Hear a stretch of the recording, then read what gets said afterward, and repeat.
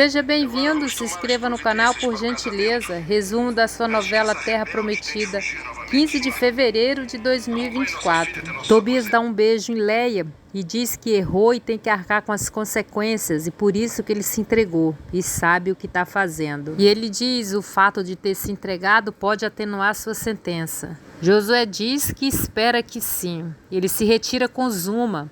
Quemuel fica com lágrimas nos olhos. Na saída, Josué encontra Aruna. Ele fala o que aconteceu com Tobias e ela diz que está preocupada porque a senhora que ajudou Zaqueu sumiu. Josué diz que pelo estado que ela estava não deve ter ido muito longe e deve aparecer logo. E dizem para descansar. Urias chora ao ver sua família dormindo. Ele pega sua trouxa e vai se encontrar com Acã. Ele diz para Acã que não teve outra alternativa, mas isso está custando muito caro para ele. Acã diz que não é problema dele e ele tem que ir embora, pois senão a família dele toda morre. E diz que ele tem que ir para bem longe, pois se Acã tiver notícias dele, ele vai ter prazer em matar sua família. Zuma chega na hora e pergunta se Urias está indo embora sem se despedir da família. Urias fala para Zuma não se meter na vida dele e diz que é a decisão dele e não quer que ninguém vá atrás. Ele sai e Acã diz para Zuma que os estrangeiros são esquisitos, onde já se viu abandonar a família assim. Só um bárbaro. Raabe encontra Iana desacordada e com a ajuda de sua mãe leva para dentro da sua tenda. Ela vai procurar pelo seu pai para ajudá-las a levar para a tenda de Darda. Milá diz que quando acordou não o viu. Na mesma hora entra Zuma e Acã e diz que ele foi embora. Acã conta para eles que encontrou Urias por acaso e ele diz que estava indo embora para nunca mais voltar, pois não foi bem recebido. Milá e Raabe não aceitam e diz que ele não faria isso de ir embora sem se despedir da família.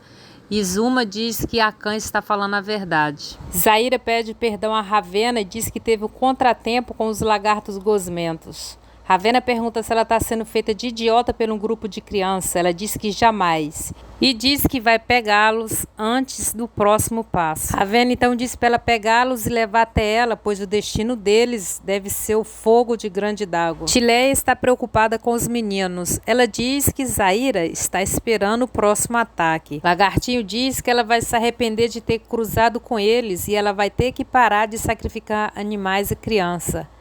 E Kalu rebate dizendo que para eles acabar com isso, eles têm que ir direto à bruxa-chefe, a Ravena. E Tileia diz que já é difícil enfrentar Zaira, quanto mais Ravena, que é uma bruxa poderosa. Kalu diz que não tem medo, pois o Deus dos hebreus está com eles e não vai permitir que nada de mal aconteça. Pedael diz que gosta de iniciar, mas tem que ir com calma. Eles precisam namorar um tempo para saber se são adequados um para o outro. O pai da moça concorda. Temá e Isaac aproveitam para pedir a mão de Adélia em namoro. Eles pedem iguais e o pai pergunta se são os dois. Ele diz que ela tem que escolher um. O pai então pergunta para a filha qual dos dois ela quer namorar e ela diz que ainda não sabe, tem que pensar mais um pouco. Josué pergunta pelo gigante. Otiniel e Salmo diz que não sabe, a essas alturas já deve estar bem longe. Melquias e Gibá entram dizendo que encontraram.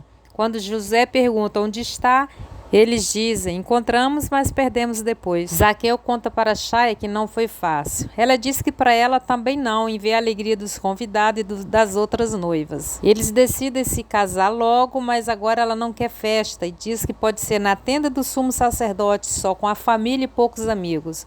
O que importa é estar casado na presença de Deus. Josué pergunta como é possível eles perder um gigante. Gibá e Melquias contam uma história de que lutaram, mas ele é grande, é forte. E Josué diz que é uma história que é contada ao redor da fogueira. Todos riem. Melquias diz que se fosse o relato do Salmo, ele acreditaria. Salmo fala para Melquias que não é hora de disputas. E Josué diz que histórias não trazem resultados, ele precisa capturar o gigante. Aproveita para pedir que eles fiquem de olho no julgamento de Tobias e avisa os outros. E ele diz, todos devem saber que os crimes não ficam impunes em Gilgal. A ordem e o cumprimento das leis têm que prevalecer. Justiça igualmente para todos, independente do nome ou da família. Quem errou tem que pagar. Gibá só olha para Melquias. Tirda se pergunta quanto tempo vai demorar para Raniel ir procurá-la. Inês pede que ela não fique ansiosa, basta fazer o que é certo e as coisas vão acontecer bem mais rápido do que ela imagina. E diz que Raniel já deve estar com saudade dela. Rony, nervoso porque não sente as pernas, diz para Livana procurar o sumo sacerdote e anular o seu casamento. Só tem uma saída e ela procurar o marido quanto antes. Ela diz que não vai fazer isso. Ele diz que vai ficar aleijado pelo resto da vida e ela não merece ele. Ela fala sério com ele e diz que ele precisa ter fé, pois as coisas podem demorar, mas ele vai melhorar. E ele tem que lutar por ela e por esse filho que ele prometeu assumir. Raniel acorda nervoso e Maqui diz que ele já está com saudade de Tirda. Ele nega. O Arauto e Tileia começam a conversar sobre as preocupações que um tem com o outro. Calu percebe, pede silêncio e que todos saiam da sala para os dois ficarem sozinhos. E eles se beijam. Iru pergunta se Melina está bem para fazer a viagem para Gilgal. Ela diz que está ótima e mal vê a hora de pisar na terra dele e começar uma nova vida longe de Ai. Ele diz que logo ela conhecerá o acampamento de Gilgal e sai da caverna com ela no colo. Eles são cercados pelos soldados de Ai e ela diz: cuidado. Eles são muitos e não adianta lutar. Ele diz que ela não sabe do que ele é capaz. Começa a lutar com os soldados e é logo atacado pelas costas e cai. Kemuel pergunta se Tobias está pronto para ir para o julgamento. Minuto antes, sozinho, ele dizia que aconteça o que acontecer, ele faria tudo de novo, pois Zaqueu merece o pior. Mara fala para Acã que eles não devem conversar, pois foram vistos pelo cananeu. E ela é uma mulher de reputação e esposa de um líder. Ele diz que eles não correm mais perigo, pois ele botou o cananeu para correr e ele não volta nunca mais. A Iude chega e pergunta o que eles estão conversando.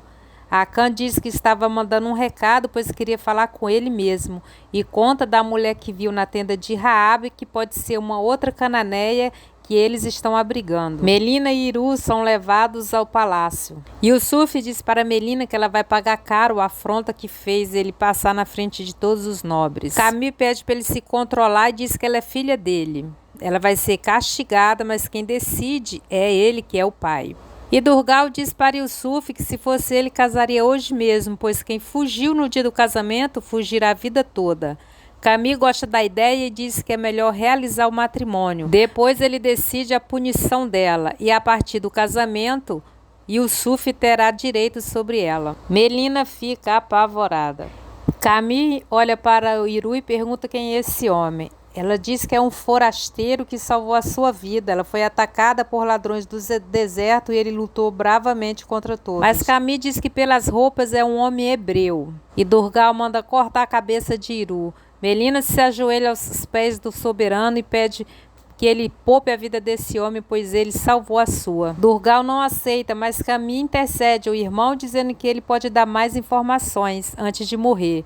E Durgal então manda levar Iru para o calabouço. Iru é jogado na cela, ainda desacordado. Camille diz para preparar o casamento antes que Melina fuja de novo. Ele pede que Ula leve até os aposentos para arrumar a filha. E Yusuf pede que os guardas fiquem na porta e vigiem direto. E ele diz, desta vez sem véu e sem truque, o seu castigo será pior.